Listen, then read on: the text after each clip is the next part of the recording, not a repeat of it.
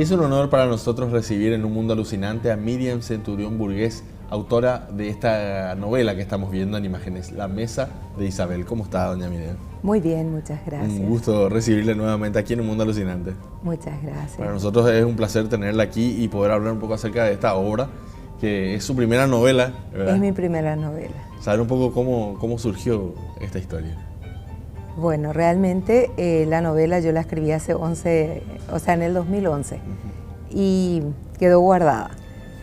Ya cuando escribí mi libro anterior, Te Cuento, Sí. aparece también estos manuscritos y empiezo a revisar, a reeditar, ¿verdad? Y me animo a publicarlo ahora, ¿verdad? Exacto. Por eso sale en 8 meses, con 8 meses de diferencia, porque claro, realmente ya es retocar nomás algo que ya había hecho con anterioridad. Claro.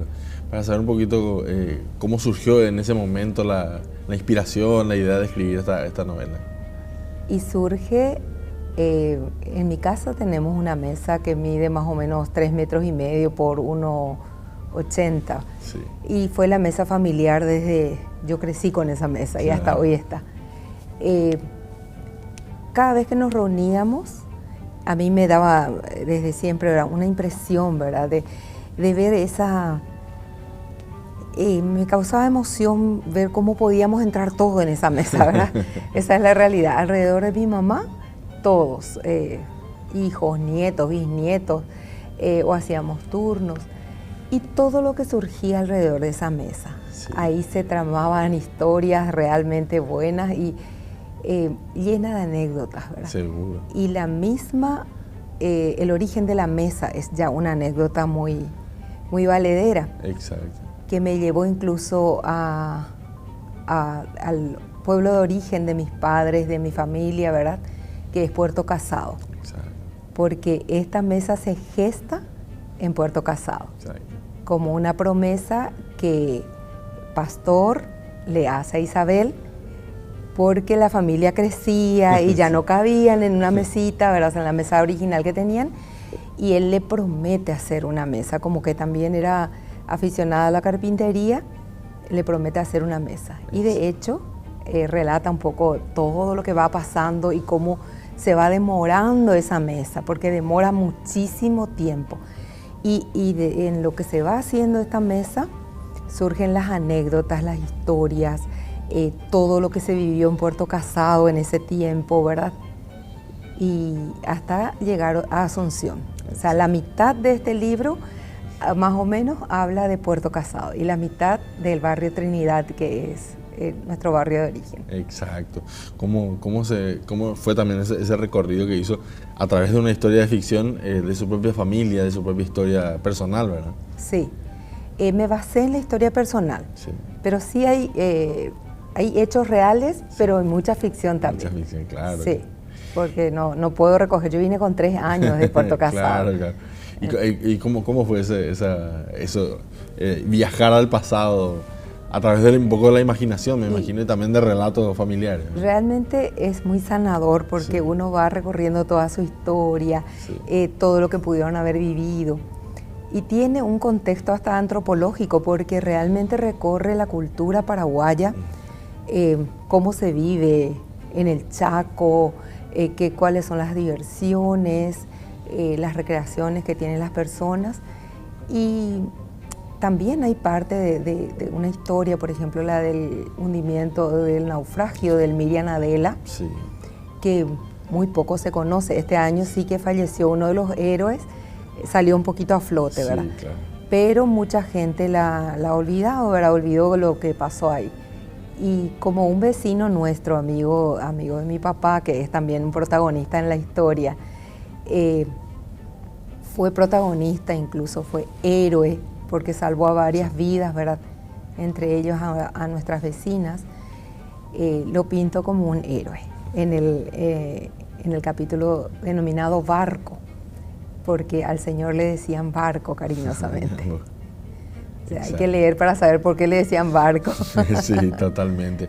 Pero es súper interesante cómo también un poco se conecta con la historia de la ciudad en este caso y también del Paraguay en general, porque ese episodio marcó mucho la historia.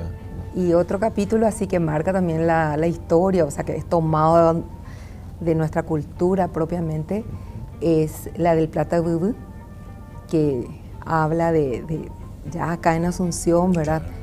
Cómo se vivía la búsqueda del Plata Bubu en mi propio vecindario y cómo encontraron incluso, ¿verdad? Entonces, relata todo esto y también sacamos a un personaje importante ahí, al teniente coronel Luciano Belotto, sí, que era uno de los terratenientes que vendió sus terrenos para que se construya lo que hoy es, o sea, lo que en ese tiempo fue Villa Antelco. Entonces también relata un poquito de mucha ficción, por cierto, sí, ¿verdad? Porque no tuve tiempo tampoco de indagar demasiado acerca de lo que era real, sino desde los ojos de esa niña que veía, claro, y la ficción que surgió ahí. Exacto.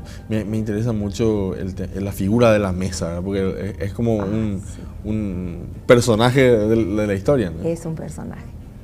Realmente la dueña es el personaje, que en este caso es Isabel. Es una mujer guapísima, guapa hasta más no poder, ¿verdad? 7 hijos a los que tiene que criar, y todo lo que tiene que pasar para hacer realidad esa mesa, esa promesa que le había hecho su esposo, ¿verdad? Y que se hizo un tanto difícil de cumplir cuando vinimos a Asunción. Y cómo después de muchos años de que estuvimos ya por acá, sin la mesa, ¿verdad? Por fin llega a la mesa en un barco, ¿verdad? Pero llega desarmada, llegan las partes, llega así como le había prometido, tiene las características, pero no tiene la tabla de encima, ¿verdad? Y parece una tontera, pero sí, para una mesa tan grande y con las carencias, sí, por las que estaba pasando mi familia en ese momento, era tener guardado otra vez, claro, eso. Se quedó guardado por mucho tiempo. Y después de cuando ya nos pusimos más grandes, mi mamá también se puso en la campaña de hacer armar esa mesa. Y cuando mandó a armar esa mesa, el impacto, porque en una casa tan pobre, una mesa tan linda, tan grande, se volvió un encanto, ¿verdad? Y no solo para nosotros, porque esa mesa era tan exquisita, tan original, que por decirle, nosotros teníamos fiestas de la buena vecindad, fiestas de Navidad, cualquier cosa en el barrio, y la mesa era quitada y con esa se cerraba la calle y ahí se hacían las fiestas. Claro. Imagínense que se necesitaban 6, 8 hombres para alzar, es pesadísimo, sí, el material del cual está hecho es pesado. Exacto. Entonces se quitaba, se festejaban ahí las cosas, ¿verdad? Y realmente esta mesa se constituyó en un patrimonio no solo familiar, también de toda nuestra comunidad. Sí. Todo el barrio conoce, ¿verdad?, la mesa de Isabel, ¿verdad? No con ese nombre porque yo le puse su segundo nombre en el libro, ¿verdad? Realmente era tan notorio porque, por decirle, para Semana Santa la gente se juntaba en casa para hacer la chipa, y hablo de los vecinos, parientes, y se preparaba ahí la chipa, se preparaba de todo, ¿verdad? Isabel fue una campeona de la cocina.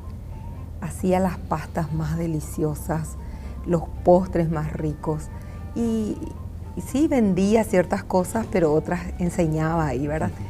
Entonces, increíblemente esa mesa se constituyó en una clase, digamos, en una mesa didáctica, porque todo lo que aprendimos en esa mesa, me imagino, esa mesa era un templo, digamos. Totalmente. Donde uno aprendía los modales, primero que comíamos todos juntos, cosa que ya sabemos que no se está haciendo tanto hoy día.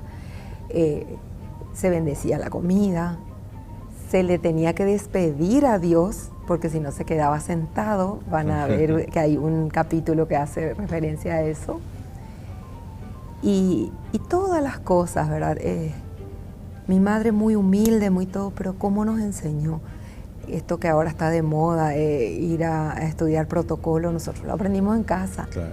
Ella en esa mesa nos enseñaba. Y sobre la marcha, no hagan ruido, no alcen los codos, usen los cubiertos, cómo colocar los cubiertos, qué vasos usar.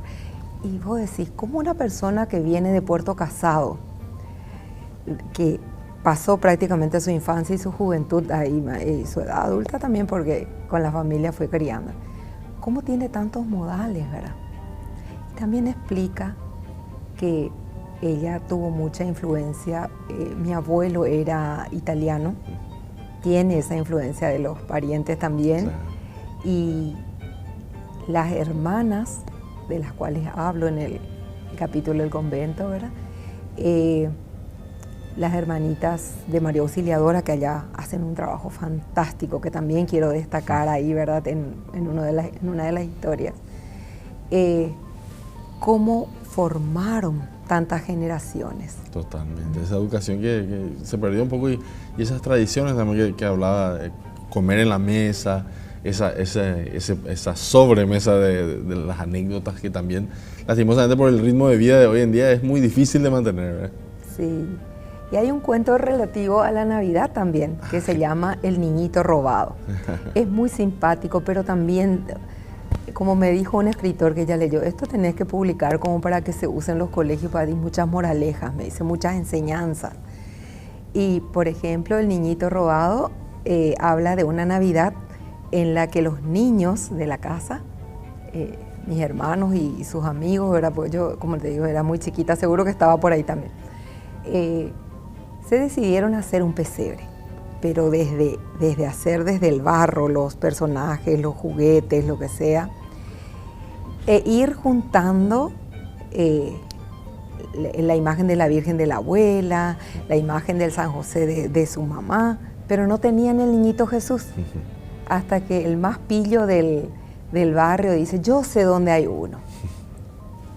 Y se van todos en medio de la lluvia a buscar, y era en el cementerio. Le quitaron a un angelito porque siempre hay un santuario en los Claro. cementerios, y ellos le tomaron prestado al niñito de ahí, ¿verdad? Y se hace la gran fiesta, se presenta el pesebre a todos, empiezan a cantar, hasta que uno de los amigos de la familia, un señor, dice, ese yo conozco, porque era muy original el niñito, ese yo conozco, ese es del angelito fulanito, le dice, ese ustedes trajeron del cementerio. Y ahí se quedan todos cortados, todos tristes, ¿verdad? Y ahí viene la enseñanza de sus padres, ¿verdad? Que del cementerio no se trae nada, que si se trae hay que devolver, que hay que rezar para pedir perdón otra vez por haber tocado, y todo eso, ¿verdad? Pero que forma, hasta que es una excusa para que la gente de la ciudad Sí. se reúna, rece, coma, juegue cada año en esa fecha. Así mismo. Doña Miriam, le agradecemos muchísimo el tiempo y sobre todo su labor de seguir escribiendo. Así que